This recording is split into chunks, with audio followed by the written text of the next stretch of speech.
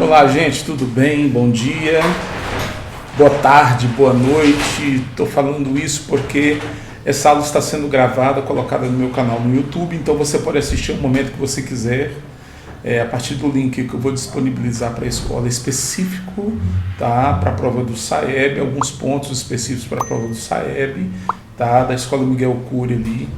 A professora Slay pediu para que eu montasse essa aula. Vamos lá. Bem, eu tentei ser o mais didático possível, o mais simples possível na abordagem dos temas, sabendo que língua portuguesa é algo complexo no sentido de quantidade. Nós temos muitas coisas para serem abordadas, tá, dentro de cada tópico. Mas eu tentei ser o mais básico possível, não tirando de vocês a possibilidade do entendimento da matéria, tá? Vamos começar aqui com essa citação, com esse textinho que eu fiz. Isso aqui é meu, tá? Autoria. Leia, leia, leia. Quem lê funciona. Isso tem funcionado para mim já há anos, tá? Vamos lá. Vamos falar um pouco de leitura, tá? Eu vou lendo e a gente vai comentando e a gente vai debatendo algumas coisas, pontos principais mais importantes. Não liguem com o barulho aqui do lado, não, é porque tem algumas coisas acontecendo aqui. Fiquem fixados no que a gente está tratando aqui. Tanto a leitura quanto a escrita são práticas sociais de suma importância para o desenvolvimento da cognição humana. Isso é algo batido, né, gente? Isso é falado todos os anos nas escolas por todos os professores, principalmente os professores da área de linguagens, tá? Ambas proporcionam o desenvolvimento do intelecto e da imaginação, além de promover a aquisição de conhecimentos. Isso é bem óbvio. Somos péssimos leitores. Aqui vai uma crítica, vai uma pequena abordagem crítica e um fato verídico, tá? A maioria de nós lê o que é obrigatório e olhe lá. Não construímos o hábito, o gosto, o prazer. Para nós, a leitura é um fardo e um desperdício de tempo. Infelizmente, é histórico, mas não precisa ser um legado, tá? Claro, eu estou colocando aqui como uma situação completa e complexa. Eu sei que não são todos que se encaixam, mas se nós formos participar de pesquisa, a gente vai ver agora mesmo uma pesquisa, a maioria dos brasileiros são péssimos de leitura, não desenvolveram hábito de leitura, e nós falamos dos nossos vizinhos, né? Vamos ver agora mesmo um pouquinho sobre isso. Benefícios da leitura: desenvolvimento da imaginação, criatividade, de comunicação, aumento do vocabulário, conhecimentos gerais, do senso comum. Eu tenho um grande problema com os meus alunos de redação, eu sou professor de redação particular e também de escola. Então o que acontece? Professor, eu não consigo, né, lembrar de palavras assim, meu vocabulário é pobre. Bem, aí eu falo assim, eu não consigo fazer milagres e muito menos mágica, tá? Uma das principais ferramentas de aumento de ganho vocabular é leitura. Ponto. Leitura, tá? É repetitivo, pode até ser chato, mas é verdade, é fato, tá? A evolução da leitura nas diferentes mídias. A gente está partindo ali de uma imagem que mostra como as coisas aconteceram. Hoje nós estamos no digital. A maioria de nós, hoje nós temos muita disponibilidade de e-books, né, de livros digitais, de material digital para ler. E muitos preferem fazer isso, né, usar um celular para ler, um tablet, ou mesmo computador, ou seja, o que for, para fazer as suas leituras, sem problema nenhum. Sem problema nenhum. O importante é que se leia, tá? Vamos lá. Leitura no Brasil, olha para você ver. Estudos apontam que no Brasil a média de leitura dos brasileiros é de um livro por ano. Esse dado nos deixa numa das posições baixas em relação a outros países da América Latina. Na Argentina, por exemplo, a média anual é de 12 livros por habitante. Olha para você ver. Nós falamos mal, nós somos uma rivalidade horrível entre Brasil e Argentina, principalmente na questão futebolística, né? Mas aí, nós estamos perdendo feio nas questões de desenvolvimento humano, porque isso aqui é desenvolvimento humano. Nós estamos falando de leitura, né, gente? Então, não dá para ficar muito feliz com essa posição, não, tá? Precisamos melhorar isso aí. E como se melhora isso? Individualmente, né? tendo como prazer e depois como fonte de informação, de desenvolvimento e crescimento.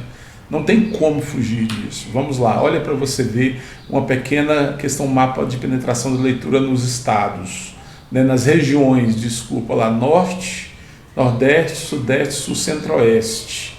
Tá vermelho, abaixo da média, norte e o sul. Olha lá para você ver. Na média, azul, sudeste. Acima da média, centro-oeste e nordeste. Nós somos centro-oeste. Parece que estamos acima da média, né? Mas isso são casos bem isolados, infelizmente. Mas mapa é mapa, estatística é estatística, dado é dado. Bora lá. Bem, responda para si mesmo. Se quiser olhar para o seu colega do lado aí, pergunta para ele aí, ó. Ou responda, pergunta para ele aí, quantos livros você leu este ano? Nós estamos no final do ano, novembro, né? Dá para fazer a pergunta já. 50% do resultado de qualquer prova vem de uma boa leitura e interpretação de texto. Pensamos que para fazer uma boa prova de matemática, química, física, história, etc., basta saber o conteúdo. 50% é o conteúdo, os outros 50% é a interpretação de texto. Não adianta saber técnicas de matemática, saber cálculos, aquela coisa toda, se na hora do enunciado, e a gente vai ver depois lá na frente o que é enunciado, a hora que você vai ler a problematização do negócio, você não entender, não compreender o que está sendo pedido de você, para você. Então, eu acredito, só pode até ser que eu esteja aqui exagerando, mas 50%, 50%, tá? Bem, essa frase do Bill Gates eu acho interessante, um homem multibilionário. Meus filhos terão computadores, sim, mas antes terão livros. Sem livros, sem leitura, os nossos filhos serão incapazes de escrever, inclusive a sua própria história. Implicações do gênero e do enunciado na compreensão do texto. A gente falou sobre enunciado, né? Interpretação de texto através de propaganda, quadrinhos e fotos. Deixa eu fazer só um pequeno parênteses aqui. Nós temos uma ideia, às vezes muito errônea, eu acredito que isso não aconteça com vocês, mas eu estou falando de uma forma genérica, de que texto é texto escrito. Não, texto é tudo aquilo que a gente consegue textualizar. O que quer dizer isso? Uma imagem é um texto, tá? Uma propaganda de um comercial, ele é um texto, se ele for completo de entendimento e entregar tudo aquilo que a gente precisa para compreensão e execução, tá? Essa questão de execução depende muito da situação, é muito circunstancial, tá? Mas texto antigamente, e tem muitas pessoas que ainda pensam que texto é uma construção imensa, tá? E muitas pessoas levam muito mais pela questão de quantidade do que de realmente do que está escrito, qualidade. Hoje a interpretação, a conceituação de texto hoje, ela está mais focada no sentido de compreensão, tá? Do que questão de quantidade. Uma palavra dentro de um tópico frasal ou dentro de uma situação de construção textual, ela é um texto, ela pode ser um texto, tá? Sem problema nenhum. Isso é uma questão de percepção do leitor ao se envolver com essas questões desses enunciados. A gente vai ver agora um pouco de tipos de discurso. Gente, eu estou andando um pouco rápido aqui porque são mais de 40 slides, tá? Vamos lá, fique firme aqui que isso aqui é bom para você. Esses slides estarão disponíveis, já disponibilizei para a professora Slay, tá? Se ela quiser disponibilizar para vocês, e como eu já disse, a aula está gravada no YouTube, você pode ver, rever a qualquer momento. Nós temos discurso direto, indireto livre, tá? São tipos de discursos utilizados no gênero narrativo para introduzir as falas e os personagens e os pensamentos dos personagens. Seu uso varia de acordo com a intenção do narrador. A gente vai ver isso aqui muito fácil, que essa questão de discurso direto, indireto e o indireto livre, a gente vai ver que eles se encaixam naquela questão de narrador-personagem, narrador em terceira pessoa, aquele narrador que é onipresente, onisciente, ele sabe de tudo, ele participa de tudo e ele exclui até às vezes a própria questão da narração, porque ele participa e tem todo o poder, né, de participar do processo de construção do texto. Nós vamos ver isso. Olha o discurso. É toda situação que envolve a comunicação dentro de um determinado contexto e diz respeito a quem fala, para quem se fala e sobre o que se fala. Tá? Vamos ver isso mais especificamente. No discurso direto, o narrador dá uma pausa na sua narração e passa a citar fielmente a fala do personagem. Bem, é aquele narrador que ele é um narrador que ele deixa a personagem falar, tá? O objetivo desse tipo de discurso é transmitir autenticidade e espontaneidade. Porque, gente, eu posso não deixar a personagem falar. Neste caso, eu estou deixando. É um discurso direto. Assim, o narrador se distancia do discurso, não se responsabilizando pelo que é dito. Isso dá uma certa liberdade para a personagem. Ah, mas como é isso, professor? Bem, o que de fato aconteceu, a personagem está falando com as suas palavras. E aí, gente, isso não há nenhuma transformação no discurso. Isso não há nenhuma, como eu vou dizer, melhoria no discurso. Se a pessoa fala errado, tem que ir para o texto da forma que ela fala, tá? Isso é uma construção textual que você tira o poder da mão do narrador e entrega para a personagem. Pode ser também utilizado por questões de humildade, para não falar algo que foi dito por um estudioso, por exemplo, como se fosse da sua própria autoria, entendeu? Isso aqui, nesse último parágrafo, deixa bem claro que quando a gente não participa ou quando a gente não trabalha com o discurso direto, a gente não deixa as coisas realmente acontecerem como elas são, a gente rebusca, a gente melhora a questão do diálogo, né, e da narração. Por quê? Porque a gente interfere. No discurso direto, a gente tira a interferência do narrador e deixa a personagem falar. Tá? Características: expressão dos verbos na categoria dicende, ou seja, aqueles que têm relação com o verbo dizer. São chamados de verbos de elocução, a saber, falar, responder, perguntar, indagar, declarar, exclamar, dentre outros, tá? Utilização dos sinais de pontuação, travessão, exclamação, interrogação, dois pontos, aspas. Esses sinais de pontuação, principalmente esses aqui que foram listados, são os principais. Aqui nessa questão do discurso direto, eles caracterizam essas falas e eles deixam o discurso mais gostoso, tá, da gente perceber. É por isso que quando você lê um texto narrativo, você percebe qualidade de enunciação, de conversa, por causa da pontuação. Você percebe os níveis, tá? Os níveis de colocação de cada personagem através da pontuação, ok? Inserção do discurso no meio do texto, não necessariamente numa linha isolada, tá? Vamos lá, exemplo de discurso direto. Os formados repetiam: prometo cumprir meus deveres e respeitar meus semelhantes com firmeza e honestidade. Olha lá, o verbo respeitar aqui no infinitivo, sem conjugação, tá vendo? O réu afirmou: sou inocente. Tá? Discurso direto. É o que a pessoa está falando.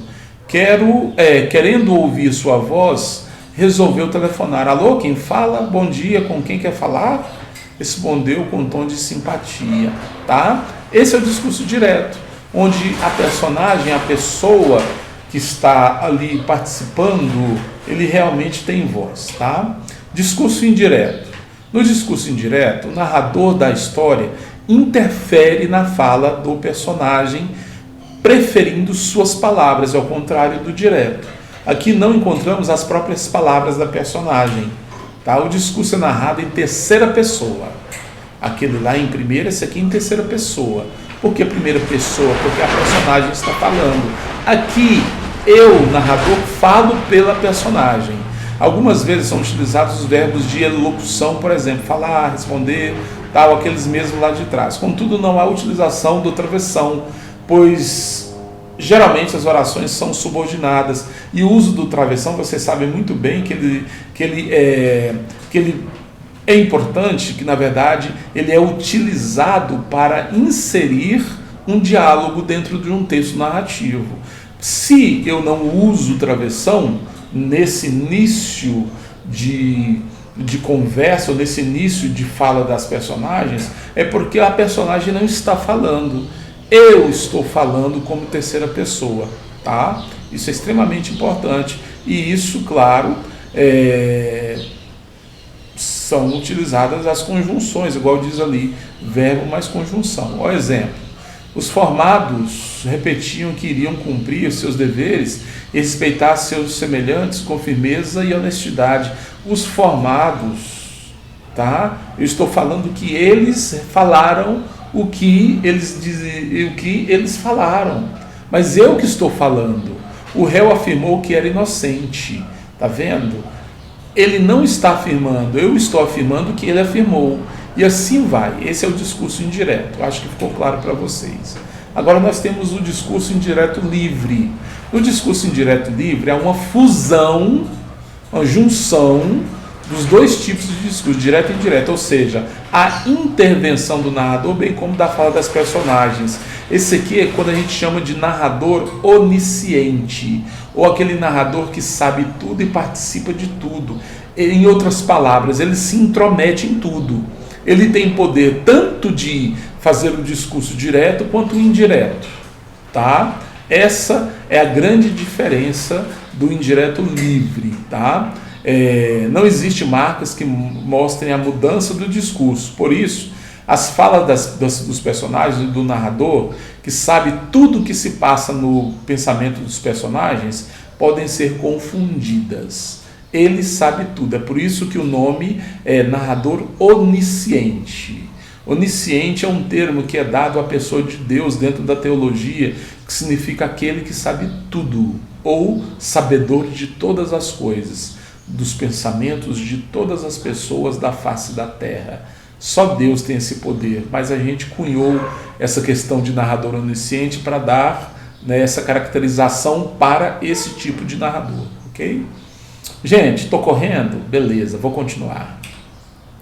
Característica do discurso indireto livre: liberdade sintática, aderência do narrador ao personagem. Bem, quando fala liberdade sintática, a gente já entende o seguinte: está livre para escrever, para falar, para se posicionar da forma que achar necessário para a construção textual. Bem simples assim, tá? Exemplo de discurso indireto livre: fez o que julgava necessário, não estava arrependido, mas sentia um peso. Talvez não tenha sido suficientemente justo com as crianças. Essa é a primeira. Segundo, o despertador tocou um pouco mais cedo. Vamos lá, eu sei que consigo. Tá vendo? As coisas se mesclam. Ele, em um determinado momento, ele faz um discurso direto, onde ele fala pela personagem. Em outro momento, ele deixa a personagem falar num discurso indireto.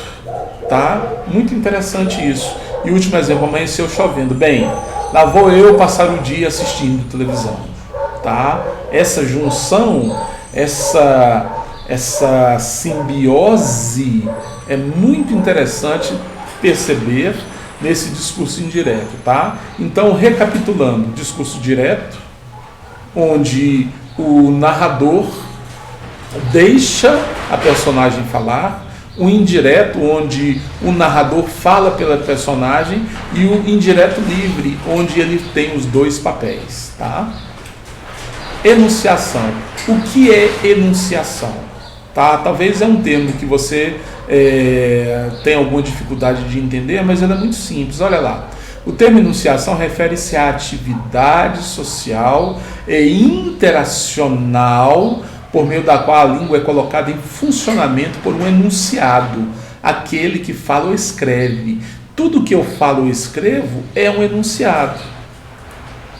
A enunciação é essa interação, tá? Tendo em vista um enunciatário, aquele para quem se fala ou se escreve, tá? Enunciador é aquele que fala ou escreve.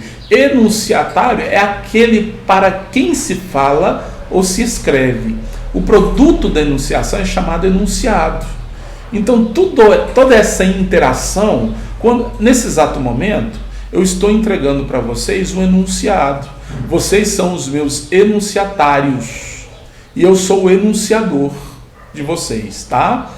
Acho que vocês entenderam isso com clareza, porque vocês são inteligentes, não são? Pausa para o café. Continuando, no campo dos estudos da linguagem, assim como tantas outras noções, a de enunciação apresenta variações na forma como é definida, conforme a abordagem teórica em que seja tomada. Vamos lá. Olha esse exemplo. Isso garante que uma oração como "você veio de carro hoje", essa é a oração. Você veio de carro hoje, por exemplo, uma vez materializada em um enunciado, possa ser compreendida de diferentes formas. Isso aqui é muito importante, gente, presta atenção. Assim, quando a mãe de um aluno pergunta à professora: "você veio de carro hoje?", esse enunciado, para ser compreendido, dependerá, além de conhecimentos linguísticos, dos diferentes fatores contextuais que integram a situação de enunciação. Tais fatores é que determinarão que o enunciado seja interpretado, dentre outras opções de sentido que podem ser projetadas. Bem, o que quer dizer com tudo isso? Você veio de carro hoje? Essa pergunta, ela tem alguns sentidos. Olha lá, nós temos como uma oferta de carona da mãe à professora. Como se a mãe também quisesse, pode ser um dos sentidos, tá? Oferecer carona para a professora. Outro sentido, como um pedido de carona da mãe à professora. Pode ser uma coisa ou pode ser outra. Essa pergunta, ela engloba muitas coisas, porque ela não continuou o enunciado, ela só fez uma pergunta. Você veio de carro hoje? Qual era a intenção dela ao fazer essa pergunta? Poderia ser a primeira, tá? Ela está oferecendo carona para a professora, ou ela pretende pedir carona para a professora, ou como indício de que a mãe quer avaliar se a professora tem como transportar para casa um grande pacote, e outras várias situações podem acontecer. O sentido do enunciado depende, portanto, do contexto da enunciação. Aqui a gente entra num conceito, gente, muito interessante. É o conceito de enunciação e de contexto. Tira um pouquinho a enunciação de lado, que a gente já viu qual que é o conceito. Vamos pensar em contexto rapidamente. Contextualizar. O que é contexto? É tudo aquilo que está ao redor, a gente está falando assim sinteticamente, ao redor do texto, tá? Mas a gente tem que pensar em contexto também como algo mais amplo, tá? Neste caso, o contexto é toda uma situação que pode ser caracterizada a partir de uma necessidade exposta da mãe do aluno que colocou a questão.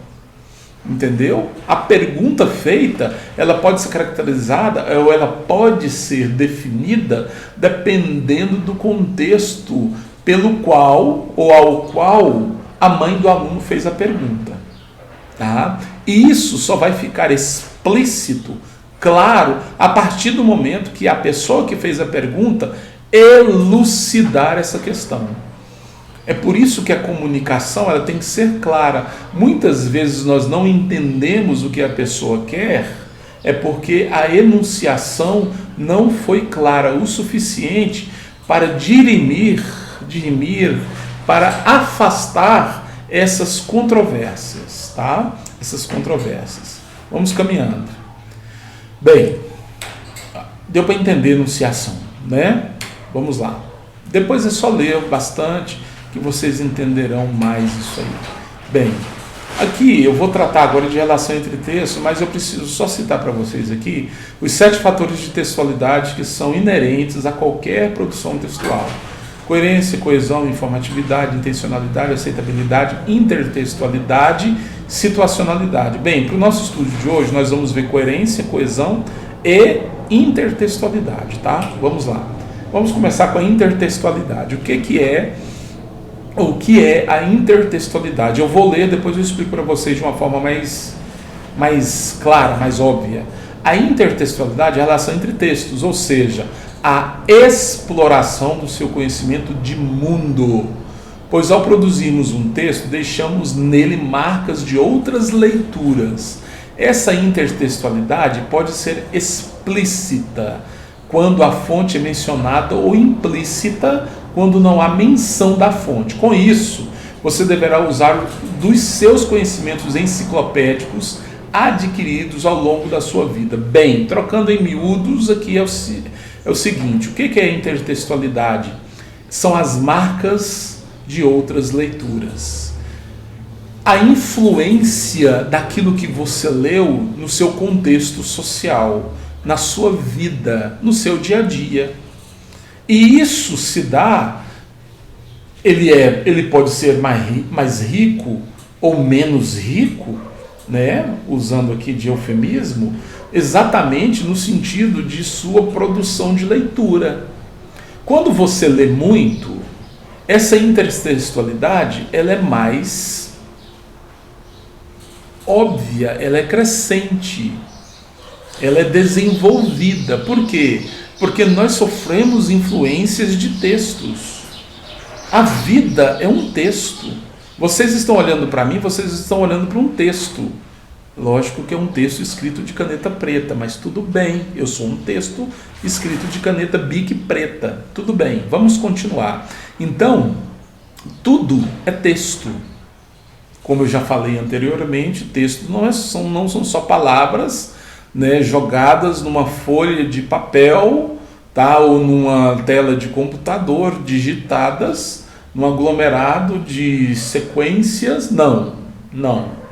Texto é tudo aquilo que a gente pode textualizar, que a gente pode entender, que é um enunciado que entrega para a gente uma compreensão e a gente consegue interpretar, tá? Então, quando a gente fala de intertextualidade, é toda essa junção de tudo aquilo que a gente lê, que a gente percebe no mundo, no nosso contexto de vida e contexto social. Mas e quando você não lê? Quando você tem pouca leitura, ou quando você é fraco de leitura, você é devagar, quase parando, está quase lascado da vida, o que acontece? Qual é o conhecimento enciclopédico, conhecimento de vida que você tem? Se você é uma pessoa mais velha, como eu, que tem 50 anos, você tem uma certa experiência de vida que ela entrega para você um certo contexto. Mas eu tenho 50 anos, dos quais, desde a minha juventude, eu aprendi a ler. Então, além de ter um conhecimento enciclopédico de vida, adquirida através de coisas boas e coisas ruins, de momentos agradáveis e de sofrimentos, eu também tenho um conhecimento de leitura, tá? Essa intertextualidade, ela influencia em tudo que eu falo e em tudo que eu escrevo. Isso não quer dizer que eu faça cópia e plágio das coisas, mas elas influenciam, isso é muito óbvio. Poxa, quantos de nós somos influenciados por músicas, por filmes, por um diálogo com alguma pessoa, por textos? Eu acho que vocês entenderam muito bem o que é a intertextualidade. Coerência, vamos lá. Lembra daquela coisinha que a gente fala assim, o seu texto está sem coerência. Ou melhor ainda, você é uma pessoa incoerente, você não tem coerência. Vamos ver? O fator relacionado aos sentidos do texto. É importante para o seu entendimento, para a sua compreensão. Quando o texto é produzido, o seu autor tem em mente os possíveis destinatários e, é claro, deseja ser compreendido por eles. Todo o texto tem, portanto, a sua coerência. Bem, isso aqui deixa muito claro o seguinte, aqui eu vou resumir, porque é muita coisa aqui, a gente tem que caminhar. A coerência é a entrega de algo que é possível entender quando se ler. É impossível você fazer a correlação de lógica e de entendimento. Existe lógica, existe um subir de escada na compreensão textual, isso significa coerência. As informações estão categorizadas, elas estão caminhando numa crescente, uma após a outra. Pensa numa escada, primeiro degrau, segundo degrau, terceiro degrau, assim concomitantemente até o último degrau, e você chega no objetivo, que é o que? O final do texto, compreensão objetiva e compreensão total daquilo que está sendo dito, que foi dito. Isso é a coerência. Porque todos que escrevem, você quando escreve uma redação para a sua professora, para o seu professor, você tem que ter um daqueles 7 fatores de textualidade, chama-se intencionalidade. A intencionalidade é o fator de textualidade que diz o seguinte para você e para quem vai ler. Eu quero falar sobre isso e quero que você entenda isso, isso e isso. Bacana? Bem, a coerência caminha por aí. Ela te ajuda a entregar isso no texto, tá? Coesão. Denomina-se coesão textual o sistema formado por elementos linguísticos dispostos na superfície do texto, com o objetivo de estabelecer uma ligação entre as palavras, frases e períodos, contribuindo assim para a organização dos seus parágrafos e para a compreensão do leitor na modalidade escrita ou ouvinte na modalidade oral. Bem, vamos utilizar aqui, pensar principalmente na questão da modalidade escrita, que é o mais fundamental, quer dizer, que é a necessidade nossa aqui no momento. Tá? Bem, o que é a coesão? Gente, a coesão, ela caminha de braços dados com a coesão. Na verdade, os 7 fatores de textualidade. Mas a coesão, trocando em miúdos novamente, é aquele momento no texto, ele percorre todo o texto, é onde você coloca as coisas no lugar certo. As palavras bem escolhidas, os termos, as orações bem construídas, a pontuação, a acentuação, a distribuição espacial, geográfica do texto, tudo isso tem a ver com coesão. Quando você escolhe uma palavra, vamos pensar em conectivos, que são aquelas palavras ou expressões que fazem toda essa junção de você sair de uma frase, de uma oração, de uma sentença, para cair em outra, né? Você está construindo ali um tópico frasal. Você, para sair dele, você precisa ter a coerência, tá? Unida à coesão para escolher as palavras, para que essa continuidade de compreensão não seja quebrada. E essa continuidade de compreensão, ela se dá através da coesão, que são palavras bem escolhidas, expressões, tá? Que dão sentido na construção frasal para você chegar na coerência. Então, se você pensar bem, eu acho que você já entendeu, a coesão leva à coerência. Se o seu texto for coerente, isso significa que você foi coeso. Tá bom? Muito interessante isso, tá? Vamos lá. Recursos expressivos, que é igual a figuras de linguagem, figuras de estilo. Quando a gente fala de recursos expressivos, a gente está falando daquelas figuras de linguagem. Olha ali embaixo, ali, ó. Alguns exemplos: onomatopeia, enumeração, personificação, comparação, anáfora, tem também a catáfora, que não foi colocado aqui, perífrase, metáfora, literação, hipérbole, antítese, eufemismo, ironia, entre outras, tá? Tem elipse, que não foi colocado aqui. A gente usa muito anáfora, catáfora e elipse, principalmente na construção textual, tá? Então aqui, preste atenção nisso aqui, tá? Os recursos expressivos são usados frequentemente nos textos literários para tornar a linguagem mais sugestiva e mais expressiva. Essa é a ordenação mais correta da utilização dessas figuras de linguagem, tá? Tornar a linguagem mais sugestiva e mais expressiva. Só que, presta atenção, essas figuras de linguagem, elas não são bem utilizadas ou não são bem aceitas em textos em prosa. Por exemplo, num texto de redação, um texto formal de redação.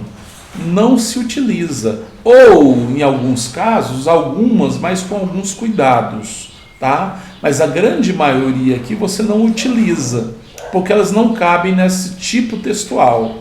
Porque a gente está falando de tipos, 5 tipos textuais, né, que a gente tem. A gente tem narração, descrição, nós temos a dissertação, e ela é dividida em explicativa e argumentativa, a gente usa mais a argumentativa, e a gente tem junção e tem a exposição, texto expositivo, tá? Eu estou falando de um texto dissertativo argumentativo, que é o principal tipo textual utilizado principalmente nas provas de redação, Enem, PAS e concursos. Todas, a grande maioria, utiliza dissertação argumentativa, tá? Então, nesse tipo textual, você não utiliza. Não é bom utilizar. Eu não vou falar que não é bom, não. É melhor não utilizar, tá? Uma ou outra você pode utilizar, mas você tem que estudar sobre isso. A gente não tem tempo de falar exatamente qual que você pode utilizar aqui. Uma das que você pode utilizar que não está aqui é a questão da elipse, tá? Ela é uma figura que você pode utilizar, que é uma figura de supressão, ela retoma, mas ela esconde, ela omite o termo que já foi utilizado atrás. E o termo que foi utilizado atrás está sendo trazido agora, sendo retomado, a gente chama de anáfora, tá? A gente tem ali, tá bom, gente? Vamos continuar. Aqui a gente tem uma divisão, né? Dependendo da sua função, elas podem ser divididas em figuras de palavras ou semânticas, figuras de pensamento, figuras de sintaxe ou construção, figuras de som ou harmonia, tá? Depois você leiam isso aqui com calma, que isso aqui é matéria que vocês já conhecem, tá? É só para vocês saberem essas divisões aqui, e a utilização de cada uma eu tenho certeza que vocês já sabem fazer, ok? Efeitos de sentido. Aqui nós temos 4 efeitos de sentido dentro do texto. São importantes: duplo sentido, ambiguidade, ironia e humor, tá? Durante a produção textual, muitas vezes utilizamos recursos para expressar algum sentido além do óbvio, tá? Muito importante essa questão de efeitos de sentido. Lembrando que esses efeitos de sentido a gente não pode usar em textos de redação, em textos dissertativo argumentativo, tá? Em texto de narração ou narrativo descritivo, você pode até utilizar em textos injuntivos também, tá? Vamos lá. Olha aqui, duplo sentido. É um recurso no qual são utilizadas palavras ou expressões que possuem diferentes interpretações. Duplo sentido. A escolha prudente. Aí lá embaixo tá, olha a imagem, a escolha prudente. Lá embaixo você tem a imagem, né, de um creme dental Colgate. Agora vamos para o texto. Perceba que a escolha do adjetivo prudente remete-nos ao uso do creme dental para o dente, construído um duplo sentido. A escolha prudente é uma escolha de alguém que é prudente, mas ela tem um sentido também do nome, né? Ela é uma escolha prudente, que é para o seu dente, e é uma escolha prudente, é uma escolha bem feita, com sabedoria, entendeu? Para o seu dente, prudente e bem escolhido, duplo sentido. Muito bem escolhida essa frase, a escolha prudente, tá? Ambiguidade. Ambiguidade é um recurso que é utilizado na maioria das vezes sem que haja uma intenção. Não confunda ambiguidade com duplo sentido, tá, gente? Presta atenção. Trata-se de uma indeterminação de sentido que palavras e expressões carregam, dificultando a compreensão do enunciado, e por isso seu uso deve ser evitado. Quero frisar isso aqui, deve ser evitado. Repetindo, deve ser evitado. Olha o exemplo. O irmão de João esqueceu seu livro na escola. Tá, mas ele esqueceu qual livro? O seu, do irmão de João ou o de João? O texto não está claro, está ambíguo. Olha com calma para a construção frasal. O irmão de João esqueceu seu livro. Esse seu é de quem? Pergunta-se, é do João ou do irmão do João? Ambiguidade, entenderam? Ironia.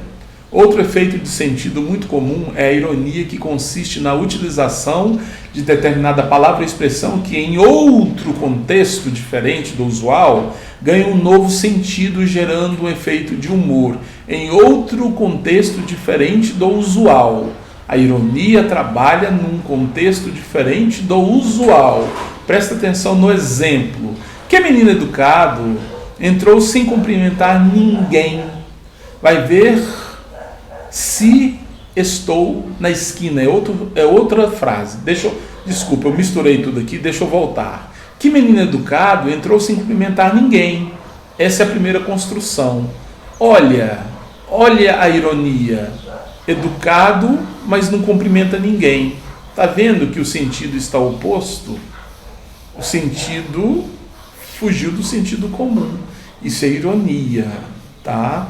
Isso é um tapa com luva de pelica na cara dos pais desse menino.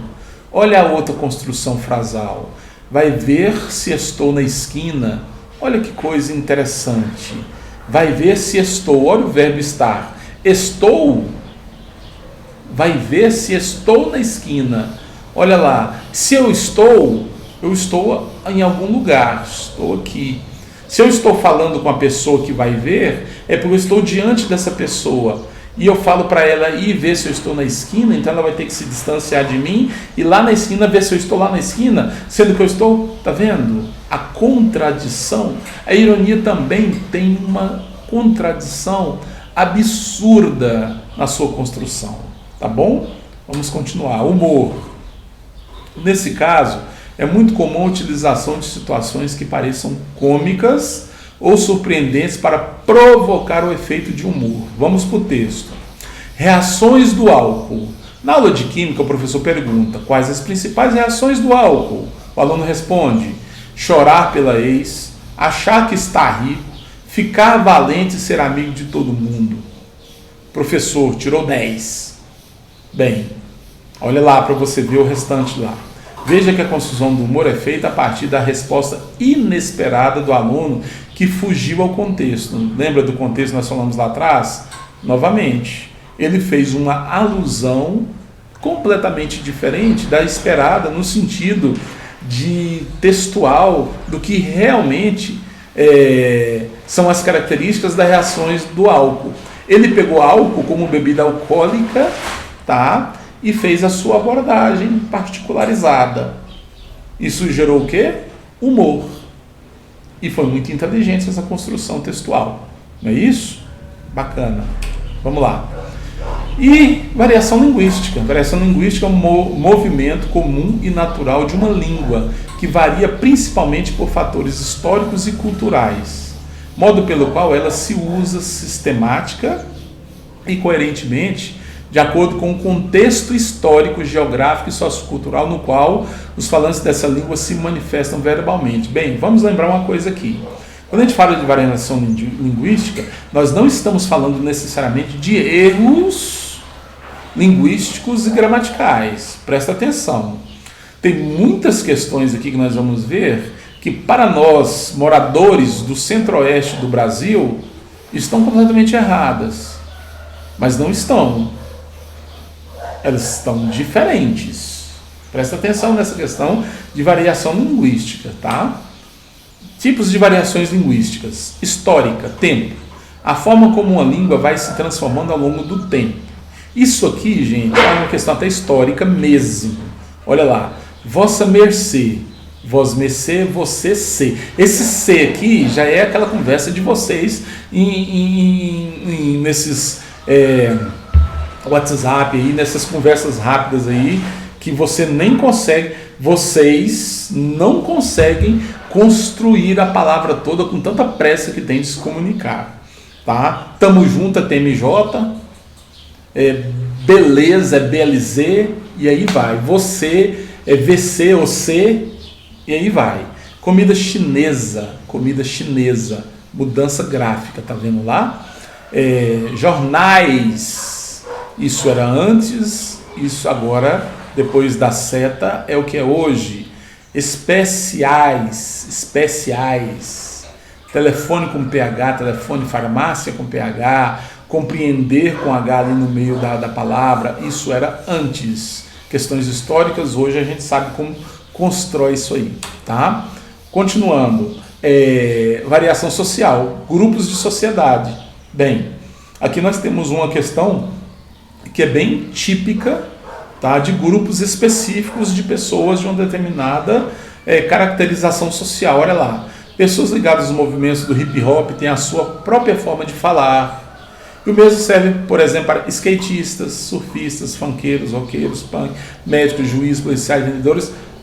A gente fala aquela questão de comunicação de tribo, comunicação ali de momento circunstancial, tá? Mas é uma comunicação de tribo, tá? De grupos diferentes. Quando você vê um grupo de médicos conversando, o linguajar, o palavreado que eles trabalham ali, a forma linguística, a variação, são termos técnicos muitas vezes, se eles estiverem discutindo sobre assuntos da profissão, mesma coisa de juízes, policiais, vendedores, e aí vai, surfistas, funkeiros, roqueiros, é uma questão realmente social.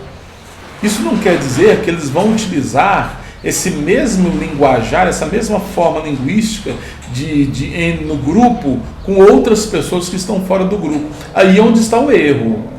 Você tem que saber diferenciar as coisas. Há um tempo atrás, quer dizer, há um bom tempo atrás, tinha aquela língua da repetição do R, dos S's, né, do P, a língua do P, tudo você colocava um P na frente para se comunicar, e os jovens, adolescentes faziam isso com uma rapidez absurda, que um velho como eu hoje fica doido, trava a língua e morre e não consegue sair nada, tá? São questões de grupos sociais, ok? Regional, lugar, é o que eu estava falando, regionalismo, são palavras que dão nome à mesma coisa, porém cada região tem um nome diferente. Poxa, vamos lá, olha cá, geladinho, sacolé, chupa-chupa, din-din, poxa, laranjinha, ainda tem um laranjinha, tá? Um dia que minha esposa fez um monte de laranjinha, mas a minha menina Aira, e eu só conheço por laranjinha. Aí eu pedi para ela, dá uma laranjinha. Teve um dia que eu pedi para ela uma laranjinha. Minha filha, pega uma laranjinha lá para mim. Eu estava aqui no escritório trabalhando. Ela veio com uma laranja, fruta e com a faca. Sério. Eu falei, minha filha, laranjinha é aquele negócio, já lá, tá lá, mas pai, aquilo lá é din-din. Ah, tá bom. Desculpa. Para mim é laranjinha, para ela é din-din. Mandioca, macaxeira, aipim, girimum, abóbora, vina, salsicha, tangerina, bergamota, mimosa, poncã, mexerica, pão francês, cacetinho, pão de sal, carequinha, liso, sem dinheiro, cacha-prego, lugar muito distante, solito, isolado, sozinho, Zé Ruela, bestado, besta, miudinho, pequeno, levou o farelo, morreu. São expressões regionais. Estão erradas? Não, são regionais. Você chegar no Nordeste, você vai ter um impacto muito grande com a forma que eles conversam. Você tem que se adaptar. Isso não quer dizer que eles estão errados, tá? E nem que você está certo, ok? Variação fonética, outro tipo de variação linguística. Um exemplo de variação fonética muito comum é o R retroflexo, usado no dialeto caipira como em porta e carta, que acabam sendo pronunciadas como se fosse porta e carta. Lembra do porteiro falar isso? Carta. Ele arrasta o R aí nessa construção, tá? Olha aqui um exemplo aqui do nosso amigo aqui, caipirinha aqui. Vou para a escola, mãe. Por acaso você estudou para a prova? Tá tudo aqui, mãe. Bem, tá vendo a construção? Outra coisa importante, houve comunicação entre a mãe e o filho? Sim, houve. E o que estabelece a comunicação? O entendimento do que está sendo dito, tanto pelo aquele que fala quanto aquele que recebe, tá? A comunicação se estabelece aí. É por isso que pessoas da mesma língua, da mesma região, elas podem não construir comunicação. É muito fácil você olhar para a pessoa assim e falar, olha, eu não estou compreendendo o que você está falando. Por quê? Porque aquela pessoa não está conseguindo transmitir entendimento para outra, tá? Isso tem que ter muito cuidado e principalmente na construção textual. Vocês estão ligados? Então é isso aí. Beleza. Vamos lá. No dialeto mineiro é muito comum a união de palavras ou omissão de sílabas. Doncê, de onde você é? Doncé, doncé, inté, até logo. Onde você está? Onde você está? Derrear, derrear, R$10. Meu filho. Estilo, outro tipo de variação linguística por estilo. Está relacionado ao uso da língua, uso coloquial, tá? O que é uso coloquial? Agora mesmo eu vou explicar. Tem como características de gírias, palavras reduzidas ou contraídas, no uso de a gente ao invés de nós. Ela, tipo, entrou no bar e eu, tipo, dei uma sacada, tipo, ela era, tipo, gente fina e, tipo, engatamos, tipo, um tipo, papo, tipo, legal, tipo, terrível, tipo, ponite, aguda. Bem, o que é isso, gente? Linguagem coloquial. O que é aquela linguagem coloquial? É aquela linguagem que foge do formal. É aquela linguagem onde você conversa dentro das tribos e essa linguagem é entendida. Por exemplo, quer ver uma característica muito simples, um exemplo muito simples de linguagem coloquial? Quando você está conversando, por exemplo, com um parente, uma pessoa chegada, com seu irmão, irmã, pai, mãe, por exemplo, pelo WhatsApp. Aquela comunicação é extremamente informal. Você não se preocupa em pontuar. Na verdade, tem pessoas que não se preocupam em pontuar e acentuar em conversa nenhuma com ninguém em redes sociais, né? Isso é um problema. Geralmente eu oriento os meus alunos a não ser chato o suficiente no sentido de deixar sem acento e não ser chato absolutamente no sentido de deixar com acento. Tá? Depende muito com quem você está falando, tá? Eu não vou ser muito chato nesse sentido não, porque, poxa, eu tento escrever correto, mas às vezes sai errado mesmo, porque a pessoa que eu estou falando me conhece, nós somos bem íntimos, então a linguagem coloquial não nos atrapalha na comunicação, tá? Tá correta essa linguagem coloquial? Bem, dentro dos círculos amigáveis e familiares, não vejo nenhum problema. Agora, você não pode transportar essa linguagem coloquial para os seus textos formais ou conversa com outras pessoas que não sejam desse rol de intimidade e amizade que você tem, tá? Cuidado com essas questões aí. Bem, acabamos por aqui. Eu agradeço, tá, vocês aí por esses minutos aí comigo, agradeço a professora Slay, que me deu essa oportunidade, estou à disposição de vocês aí, tá? No primeiro slide tem aí o meu canal no YouTube e o meu telefone com WhatsApp, tá? Qualquer coisa estou à disposição de vocês. Um grande abraço e sucesso na prova do SAEB. Fiquem com Deus.